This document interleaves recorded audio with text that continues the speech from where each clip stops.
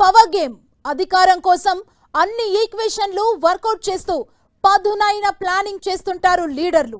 ఏపీలో ఇప్పుడు అలాంటి లైన్లోనే ఉన్నాయి పార్టీలు. రాబోయే ఎన్నికలను దృష్టిలో పెట్టుకొని అప్పుడే కాస్ట్ పాలిటిక్స్ కి తెరలేపారు ముఖ్య నేతలు.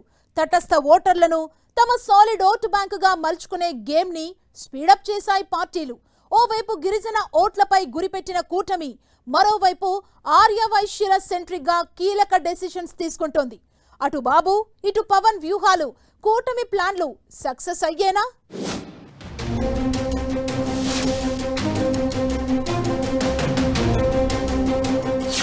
రాబోయే ఎన్నికలే టార్గెట్ గా పార్టీల పవర్ పాలిటిక్స్.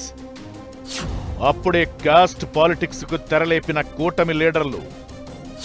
ఓవైపు వైసీపీ కోర్ ఓటు బ్యాంకును లాగే ప్రణాళికలు, తటస్థ ఓటర్లను తమ ఓటర్లుగా మార్చుకునేలా ప్లాన్లు. ఆర్య వైశ్యుల సెంట్రిక్ గా ఇటు కూటమి అటు వైసీపీ హామీలు.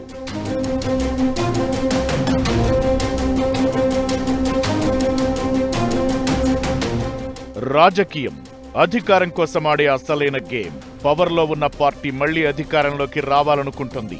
అపోజిషన్ లో ఉన్న పార్టీ తిరిగి పగ్గాలు చేపట్టాలని ఆశపడుతుంటుంది. ఎక్కడైనా ఇదంతా కామన్. ఏపీలో కూడా అటు కూటమి ఇటు వైసీపీ రాబోయే ఎన్నికలే లక్ష్యంగా అప్పుడే వ్యూహాలకు పదును పెడుతున్నాయి. కూటమి చాప కింద నీరులా అన్ని వర్గాల ఆమోదం పొందేలా పని చేసుకుంటూ పోతోంది. అటు వైసీపీ తమకు దూరమైన వర్గాలను తిరిగి దగ్గర చేసుకునేందుకు ఆరాటపడుతోంది. అయితే వైశ్యుల సెంట్రిక్ గా కూటమి వేస్తున్న అడుగులు ఆసక్తికరంగా మారాయి. కూటమి సర్కార్ వైశ్యులకు ప్రాధాన్యత ఇస్తూ ఎన్నికలకు ముందు ఎలాంటి హామీలు ఇవ్వకపోయినా వారికి మరింత దగ్గరయ్యే ప్రయత్నం చేస్తోంది.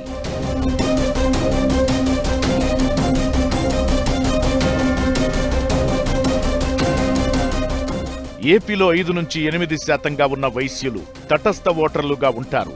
రాజకీయ పరిస్థితులు, ఎన్నికలప్పుడు ఉన్న situations, equations, local politics based గా వాళ్లు ఏదో ఒక పార్టీకి మద్దతిస్తూ వస్తున్నారు. అయితే వైశ్యులను తమ సాలిడ్ ఓటు బ్యాంకుగా మార్చుకునే ప్లాన్ లో ఉందట కూటమి. అందుకే ఆ సామాజిక వర్గం డిమాండ్లను నెరవేర్చడంలో దూకుడు పెంచినట్లుగా చర్చించుకుంటున్నారు. వైశ్యులు అగ్రవర్ణమే అయినా మిగతా ఉన్నత వర్గాల్లో ఉన్నట్లే వైశ్యుల్లోనూ పేదలు ఉన్నారనే మాట ఎప్పట్నుంచో ఉంది. ఈ క్రమంలోనే గతంలో వైసీపీ వైశ్యులకు ఎన్నో హామీలిచ్చినా అధికారంలో ఉన్నప్పుడు వారిని పట్టించుకోలేదని టీడీపీ ఆరోపిస్తోంది. ఒక్క వెల్లంపల్లి శ్రీనివాస్ను మంత్రిగా చేశామన్న ప్రకటనకే వైసీపీ అధినేత జగన్ పరిమితమయ్యారని విమర్శిస్తుంటారు. ఇంతకు మించి వైసీపీ వైశ్యులకు చేసిందేమీ లేదన్నది కూటమి పార్టీల బలమైన వాదన.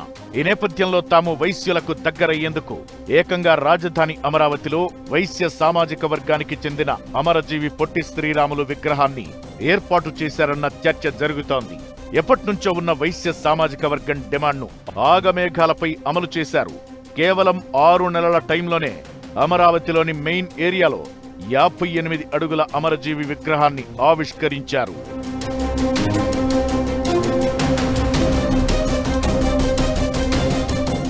అంతకుముందే వైశ్యులు పవిత్రంగా తమ సామాజిక వర్గం ఇలవేల్పుగా కొలుచుకునే వాసవి కన్యకా పరమేశ్వరి ఆత్మార్పణ దినాన్ని రాష్ట్ర పండుగగా ప్రకటించింది ప్రభుత్వం.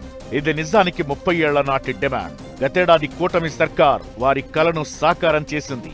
అంతేకాదు, కన్యకా పరమేశ్వరి పుట్టిన ప్రాంతం పెనుగొండను వాసవి పెనుగొండగా మార్చాలన్న మరో డిమాండ్ను కూడా ప్రభుత్వం నెరవేర్చింది. ఇక జీఎస్టీ దాడులను తగ్గించి జీఎస్టీ మినహాయింపులను నేరుగా అందేలా చేస్తున్నారట. అంతేకాదు, డిప్యూటీ సీఎం పవన్ కళ్యాణ్ ప్రతిష్టాత్మకంగా చేపట్టిన ఇంటింటికి నీళ్లిచ్చే జల్ జీవన్ మిషన్ కు అమరజీవి జలధార అని పేరు పెట్టారు. ఇలా ఆర్య వైశ్యులకు మేలు చేసి వారికి దగ్గరయ్యేందుకు ప్రభుత్వం తమ దృష్టికొచ్చిన ప్రతి అంశాన్ని ఇట్టే క్లియర్ చేస్తోంది.